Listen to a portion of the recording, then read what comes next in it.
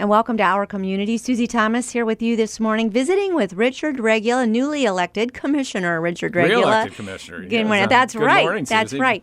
And so nice to be able to visit with you. First of all, congratulations. Well, it's a pleasure to be here. So I want to thank the voters and the taxpayers of Stark County for re-electing me. But it's really, I'm the guy that's on the ballot, but it's really a reflection on our staff and our department heads. And I tell you what, I got into a good situation. I was a commissioner from 2002 to 2006, and we had some challenges. But since coming back in 2012, it was a pleasure working with Commissioner Burnaby, Commissioner Creighton, and then when Tom got elected mayor of Canton, David Bridenstine. But the thing that they've really taught me is when it comes to the hiring practices, you hire the best person possible. You don't hire political appointees, friends, relatives, people who pounded signs for you. You go out and do an exhaustive search. And we hired 7 out of our 9 department heads over the last 4 years. And we're holding everybody accountable. And we've got some great ones from John Barber at the Dog Pound to Debbie Forkas at Jobs and Family and Services, Jim Troike in the Sanitary Engineer's Office, and you know, just lots of good people. And that the reflection on the vote past November 8th was, I believe, is a reflection on our staff and our directors. Well, I think it's a vote of confidence, just saying, job well done. We want you still there doing it. Keep doing what you're doing. Well, that's what we're going to do, and we're going to stay fiscally responsible. We've got a sales tax, a criminal justice sales tax in place, and down the road it's going to have to be renewed one way or another. And we've got some big issues coming up, but the economy is strong in Stark County. As we were talking earlier, right now, I think our biggest challenge over the next 20, 30 years is going to be workforce, and because the jobs are going to be there. I mean, we saw unprecedented development in Stark County, all across the county, residential, commercial, and everything in between. We had over the last 4 years, we've had over $1 billion worth of new building permits pulled in Stark County. Here at Belton Village, the 3939 building, it was completely renovated at Whipple and Everhard. And now it's, you know, we focus on the infrastructure. I'm a roads, bridges, and ditch guy, and that has to be our focus. I'm continuing to focus on Route 30 and the finishing of Route 30. If you could bring $1 billion road project into this region, it'd put us on the map for the next 50 years. Yeah. So, what is the Hall of Fame Village going to do as far as infrastructure and people being able to get in and out? It's a game changer. It's going to be huge. But if you know, they want to go from 300-some thousand or 500,000 visitors a year to 3 or 4 million visitors a year, you're going to have to get everybody in, and you're going to have to get them back home. Yeah. And so I give David Baker and the whole Hall of Fame crew there, Dave Motz and them, and they've done a wonderful job, and it's a terrific asset to this whole region. But now we have to focus in on the support, the roads 77 and Route 30, and as I like to say, half the Steelers are in the Hall of Fame, so we want to get all those Pittsburgh fans over here, have them spend money, and then get them back to Pittsburgh as quickly as possible. But That's right. We've added 900 hotel rooms, which will be part of the support system that's needed for the Hall of Fame project. And when they start bringing in hundreds of thousands of youth a year for training programs and things like that, their parents are going to stay here, and hopefully they'll spend money here. So it's exciting times in Stark County. It is. So I hear you saying that the jobs are here. Our challenge is going to be finding enough people to fill all the jobs that are open? Absolutely. If you talk to Ohio Means Jobs or some of them folks, I mean, one of the big hurdles is passing a drug test. Any sort of construction job and things like that, you have to be a drug-free. The plumbers and pipe fitters are going to have lots of welding jobs available, because especially when these pipelines start going in the ground, the oil and gas business will be back. Yes. I mean, it's certainly slowed down, but once the pipelines start going into the ground, and then there's a cracker that's being built over in Pennsylvania, so there's going to be a lot of jobs and a lot of opportunities, and you know, that everybody hears about the Timkins of the world, but Marathon's going to grow. They built a 20-inch pipeline that they're bringing condensate out of from Cadiz to Canton, and they're making gasoline with it. So that's the kind of thing. But that's going to be our biggest challenge is workforce. Wow. You mentioned hotels. Who's staying in them right now? Are we keeping this full? Absolutely. I think I don't know the most recent occupancy rate, but there's a lot of people that are coming in for visiting. You'll see a lot of people for the holidays. There's a lot smarter people than me out there that decided where to put these hotels, and they have a formula that they use. And, of course, some of it is speculative because of they're getting ready for when the Hall of Fame Village is completely in place, and all those people that will come in, like the kids programs. They're expecting to have 200,000 kids a year, like a Cooperstown for football. And once those people start coming in, and we'll support it, and that's why we're having the discussion about the bed tax and some of those things for either the Hall of Fame Village or for the county as a whole. People who have left Stark County and come back to visit or come back to live again after a few years are blown away by what they're seeing. Yes. How does it feel to be just a part of where it's happening?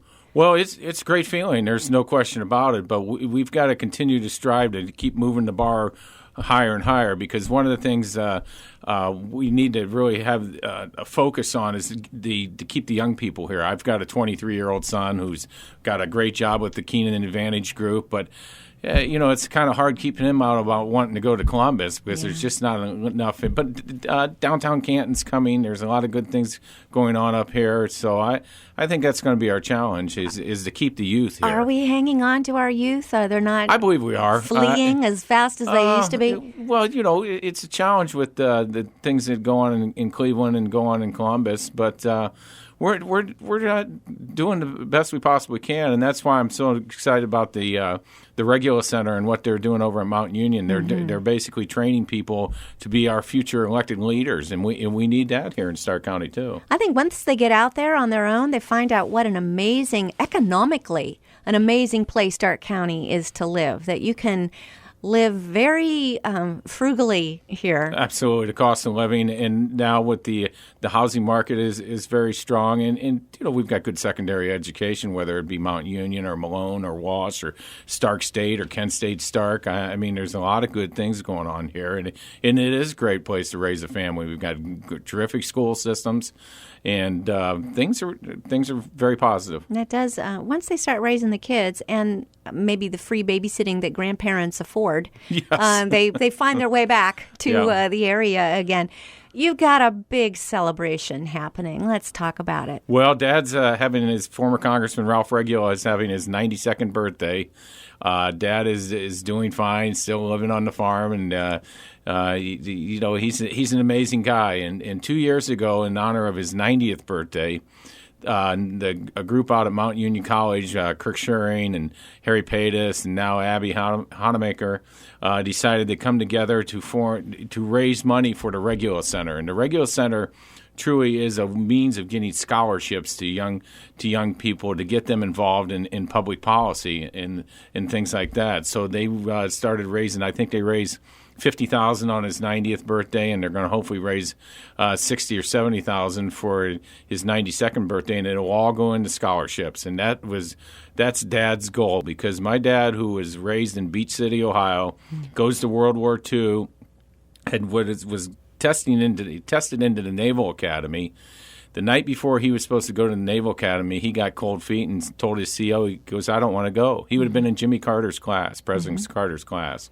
And so he came back to Beach City, Ohio, and was walking down the street one day, and he was going to go to University of Miami, and a fellow said, hey, Ralph, I know you want to stay close to the farm. Why don't you go over to Mount Union? So he comes over to Mount Union. My mom, who was a first-generation Lithuanian immigrant, grew up in Girard, Ohio. She had no means to go into college, but she had an English teacher that said, Mary, I'm going to get you a scholarship, and you're going to go to college. Wow. So my mom got a scholarship, comes over to Mount Union. She's hanging out at Wilson Hall one time, and she saw this good-looking man come walking across the campus, and the rest is history. They met there and were married and moved back here to Beach City. Well, back into south of Navarre, and they raised their family here. But Dad said on his 90th birthday, he said, the reason we're doing this is because all these kids had got scholarships. If my mom wouldn't have gotten a scholarship, she would have never been able to go to college. And if those two don't meet at Mount Union, I'm not here. Yeah. So think of that, all that domino effect. Yeah. And what the two of them have done as a team, his service on the national level, and your mom. We wouldn't have the First Ladies Museum here without your mom. So what they were a team. amazing people, and I'll say this: Dad and Mom both, they had the vision not to see 4 or 5 years down the road, but to see 10, 20, 30 years down the road. The Ohio Erie Canal Towpath Trail, the Ralph Regulo Towpath Trail is a perfect example. The National First Ladies Library, and I tell you what, Mom. She voted for Hillary Clinton, but because Hillary Clinton was the only one that took any interest in the library, and because when Mom was starting to kind of put the whole thing together, she reached out to the summer, and this was back in the 90s, and she reached out to a lot of the former first ladies, and Hillary Clinton's the only one that took any interest in it. Well, maybe Melania Trump will pay a visit to Canton, Ohio. Well, I hope so. The whole issue of where they're going to put the first dude is no, we don't have to worry about that one.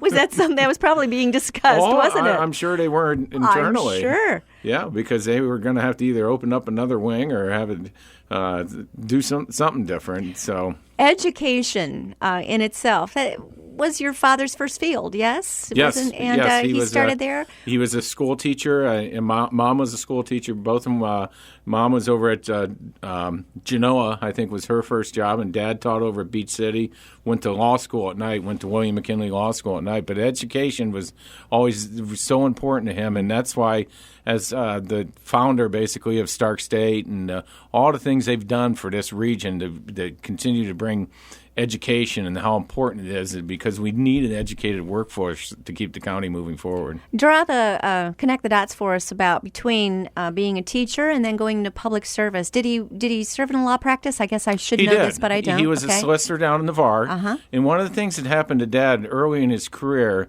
the county commissioners then wanted to form a regional planning commission. So they knew they couldn't get somebody from Massillon or somebody from Canada or somebody from Alliance. They needed somebody that was Switzerland, I guess I would say. And so they found this young solicitor in Navarre, Ralph Regula. And Dad went out. He basically wrote the bylaws for the Regional Planning Commission.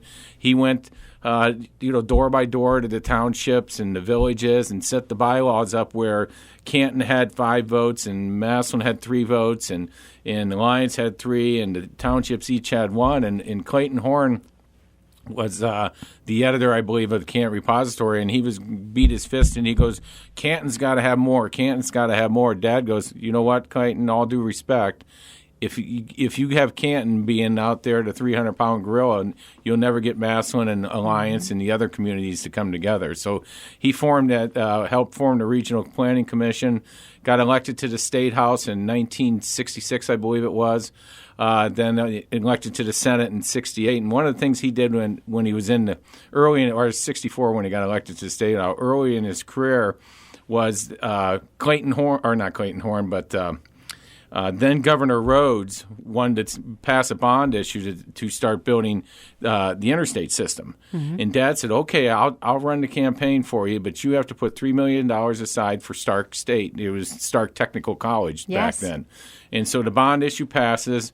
Dad goes down there to Governor Rhodes and says, okay, where's my $3 million? Governor Rhodes goes, didn't pass in Stark County. And Dad goes, well, too bad. We're still going to get $3 million. And that's how Stark Technical, which ultimately became Stark State, started. So, and then he just progressed through his political career. He was elected to Congress in 1972. A couple things happened to him that really, I think, shaped him as Dad was never partisan.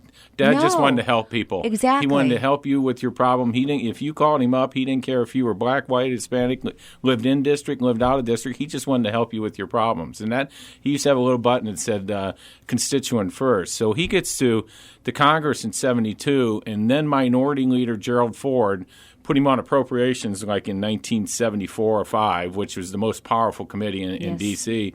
But then Tip O'Neill, who was the speaker on the Democrat side, really kind of took a liking to him. Now, I always say I think he liked my mom more than my dad. They didn't vote together, but that really shaped his career. And he was a model, in my opinion, a model congressman, not only for this region but for the country, and that's why they're doing a PBS quality documentary about his career, and that's one of the things that at the event on Friday, December 2nd, they're going to show kind of like a preview of the documentary. But he was an amazing guy, amazing congressman. He was. Yes. And, you know, I talked about the Towpath Trail, but one of the things Dad politically did when we were young kids is I think he had the vision that he would someday run for the 16th district, which included all of Stark, all of Wayne, and all of Holmes County. So he knew he had to introduce himself to the people in Wayne County. So we were raised Episcopalian. There's an Episcopal church in Massillon. We went to the Episcopal church in Worcester because I think Dad had the vision that he had in order to introduce himself to the folks of Wayne County, and that's where he met Stanley Galt and some of the people from Rubbermaid. That's why we drove over to Worcester to go to church, and I always remember stopping at the Howard Johnson's there on Old Route 30 on the way back. So that's the kind of thing he like I say, he really had the vision. He certainly did. He has served how many years then before he finally retired? He served 36 years in Congress. Congress. He was the longest serving congressman from Ohio ever. As much as people, and there's a lot of good reasons to believe in term limits, but he would be one real good argument against term limits, because when you get somebody that is that involved in their community, doing so much, bringing so much back, and serving their constituents so faithfully, year in, year out, who would run against him, and who would want to change that up? Yeah, and the problem with term limits, and I know in the State House it was a Republican idea, but you get good guys like Kirk Schering and Scott Olslager, why do you want to get rid of them? legislators, and then all of a sudden every 8 years they either had to swap seats and things like that. So that term limits, as Dad said, there's a term limit. It's every 2 years. Yeah, and if you're not responsive to your voter, that's what makes that's what voting is. The problem is now, Susie, is it's such big money to run these campaigns. Dad never spent maybe $50,000-$60,000. I think later in his career he might have spent like $150 or $180 or something like that. Jim Moranis, he runs against Betty Sutton a few years ago. They spent $26 million. Now, how do you raise $26 million for a congressional race? And a lot of that goes back to Dad was in line, and I can't remember exactly what year it was. It was when the Republicans took control of the State House, and Dad was in line to become chairman of appropriations. And what they did, basically, the caucus said, okay, if you want to become chairman of appropriation, in order for us to maintain control, you're going to have to go out and raise money. And so Dad was never a big fundraiser. Dad went and raised about $3 million. His main competitor was Jerry Lewis, not the comedian, but Jerry Lewis, the congressman from California. Right. Jerry circulates a memo the day of the vote. Dad had the seniority. Dad had, should have been picked chairman of appropriations. He was sub-chairman on the Department of Interior. Jerry was sub-chairman of the Department of Defense. Jerry circulated a memo that says, I'll raise $25 million in 2 years. Game over. So what Jerry did is, and it's public fact, Jerry sent his lieutenants out like Duke Cunningham, and they went out and started selling earmarks. And then Duke ended up going to jail. And that's how earmarks got that bad word. You could have been assured if that piece of history would have changed and Dad would have become chairman of appropriations, earmarks still might have, But different story. It would have been a completely different story. We're visiting with Richard Regula. Going to take a quick break. We'll be back after these words. You're listening to Our Community.